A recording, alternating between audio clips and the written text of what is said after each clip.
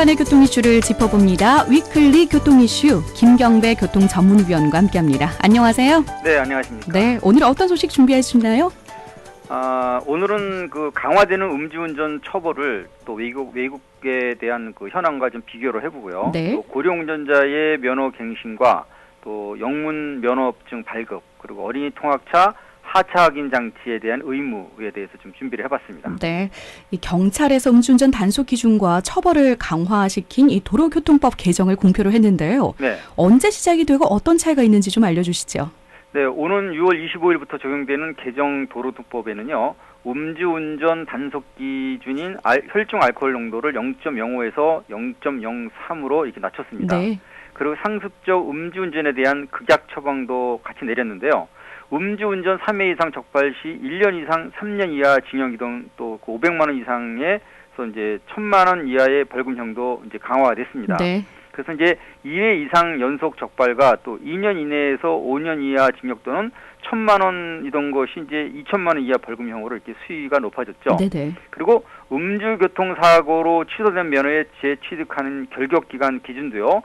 현행 3회 이상에서 2회 이상으로 강화가 되고 또 사망사고 결격기간은 5년으로 이렇게 늘어났습니다. 이 윤창호법에도 변하지 않는 게 바로 끊이질 않는 음주운전 사고입니다. 네. 근데 솜방망이 처벌로 비유가 됐지만요. 이제는 좀 많이 달라지겠네요.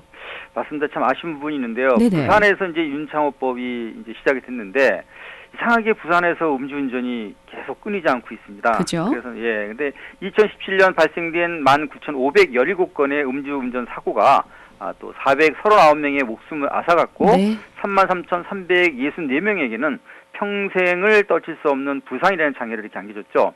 여기에는 이제 유명인들의 음주도 있었지만 아까 말씀드린 윤창호법을 만든 지역의 음주운전과도 사고가 꽤 많았습니다. 네. 그래서 이제 재발률 높은 이유를 솜방망이 처벌하는 것으로 꼽는 이런 심각한 사회적 인식 분위기도 이제 좀처럼 변하지 않고 있는 게 우리의 현실이고요. 바로 이런 반복과 또 상습화로 이어가는 이 파렴치한 음주 문화라고 생각되기에 좀 다른 날은 어떨까? 그래서 한번 비교해 보도록 준비를 해봤습니다. 네, 음주운전 사망사고 법정형을 3년 이상의 징역 또는 무기징역으로 높인 게 바로 윤창호법인데요. 네. 이보다 현실적이고 실효성이 많았으면 좋겠다라는 바람이 생기는 것 같습니다. 네, 맞습니다. 법치 국가지만 주별로 법과 제도가 조금씩 다른 게 미국의 이제 입장인데요. 최대 1급 살인 혐의와 징역 50년 이상 종신형을 선고하는 곳도 바로 캘리포니아 주입니다. 네네. 그래서 이제 음주운전 사망사고를 낸 초범은 최소 10년형 징역이고 재범은 징역 15년에서 종신형까지 구형되는 2급 살인죄가 적용된다고 합니다. 네. 단속할 때도 수상한 차를 뒤따라가다 페트럭카가 경광등을 갑자기 켜고 또 운전자를 똑바로 걷게 하는 것이 좀 이제 특색인데요. 네네. 좀은 이제 허술해 보일지라도 음주추정법 같은 이 법에 걸리면 워싱턴주에서도 캘리포니아 주처럼 최대 종신형을 선고하는 1급 살인죄가 적용되고 있다고 합니다. 네.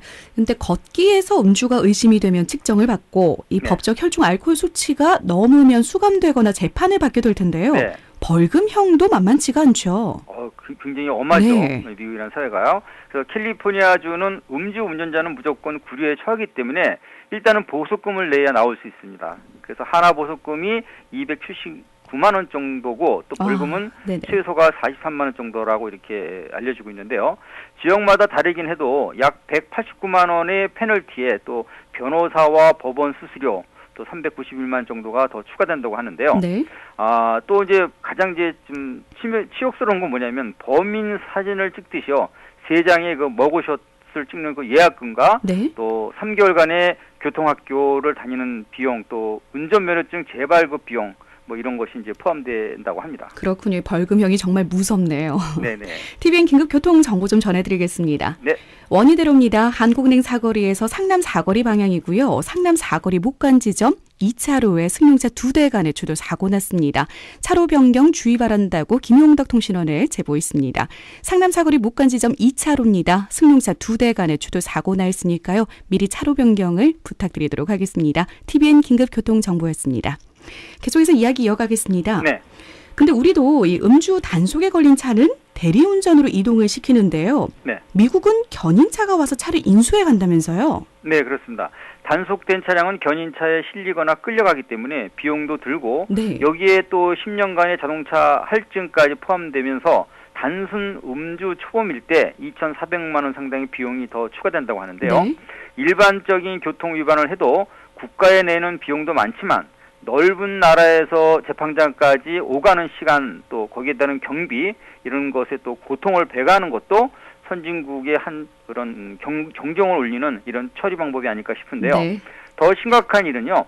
영주권자라고 해도 이 음주 기록이 남게 되면 입국 때마다 독방 인터뷰를 받게 되고 또 음주 운전 이력 때문에 입국이 거부당하는 일화도 있었다고 합니다. 절대 하지 않겠네요. 네. 근데 이렇게 엄중 처벌로 다스리는 미국보다는 우리가 바로 솜방망인 거는 맞는데 네. 우리와 비슷한 성향의 동남아권에서는 음주운전 사고 어떻게 다뤄지는지도 궁금합니다. 네. 2010년 12월 수도 방콕에서 36종 충돌과 추돌 사고를 낸 대형 트럭 광란의 질수가 떠오르게 하는 것이 바로 이제 방콕인데요. 네. 음주운전 재발률을 낮추고 경각심을 낮추는 영안실의 그 봉사형 처벌이 있다고 합니다. 시신 닦기와 시신 옮기기 그리고 청소 등을 통해서 교통사고 위험성과 심각성을 느끼게 해주는 이런 의도에서 비롯됐다고 하는데요. 네. 또 그 말레이시아에서는요 동승하지 않은 배우자까지도 수감 처벌하는 규정도 있다고 합니다. 네.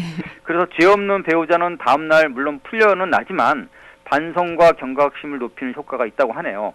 그리고 교통 사막으로 보는 이거 일본은요 민폐를 싫어하는 이런 국민성을 동원하기도 했는데요. 네.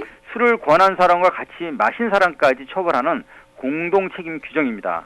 여러 가지 규정들이 있는 것 같습니다. 네. 근데 가족과 친구를 동반 처벌하는 것도 있는데 네. 일본도 대책이 없는 게 이 무선 고령 운전자 사고라고 하죠. 네, 맞습니다. 근데 우리 위치도 현재 이 수에 들어 있나요? 맞습니다. 고령 운전자의 숙적인 치매 교통사고가 사망률을 줄이는 조치가 그동안 많이 발표됐었죠. 네. 75세 이상 고령 운전자의 면허 갱신과 또 적성검사 기간을 5년에서 3년으로 단축하는 것도 바로 이 방안이라고 볼 수 있겠는데요. 네. 2017년 고령 교통사고 26,173건은 전체 교통사고 12.1%를 해당하는 그런 비율입니다. 이로 인해 이제 희생된 848명은 전체 사망자의 20.3%에 해당하고 있고요. 네. 그래서 지난해 11월 2일 승용차가 경남 창원시 진해구 소재 병원을 들이받고 또 다음 날 진주 소재 병원 입구로 돌진한 사고 이 모두가 고령 운전자가 브레이크와 엑셀레이터를 혼돈한 데서 발생됐다고 합니다. 그렇다면 고령 운전자 수는 얼마나 되고 운전할 때 가장 중요한 이 인지 판단 능력이라든지 반사신경 등에서는 어떤 차이가 있는지도 궁금한데요. 네, 지난해 국정감사 자료에 따르면요, 65세 이상 고령 운전자는 전체 면허 9% 선이 298만 6,676명으로 집계가 됐고요. 네. 이는 2010년 100만 명에서 8년 만에 300만 명대로 이렇게 초고속 진입을 한 결과라고 볼 수 있겠습니다. 네. 그래서 이제 고령 운전자 수는요, 2028년 되면 전체 22%에 해당하면서 또 2038년쯤 되면 35%로 이렇게 늘어날 전망을 보이고 있습니다. 네. 문제는 필수 요소인 인지와 반응력 같은 데가 큰 문제가 되겠고요. 가장 큰 문제는 신체 기능이 떨어져서 어떠한 돌발 상황에 대비하는 것이 취약해진다. 이런 부분을 들어볼 수 있겠습니다. 네, 맞습니다. 75세 이상 운전자 인지 능력 자가 진단은요. 기억력과 주의력 등을 보고 2시간 교통 안전 교육은 이런 문제점을 알리는 데 있겠다라는 생각도 드는데요. 네, 맞습니다.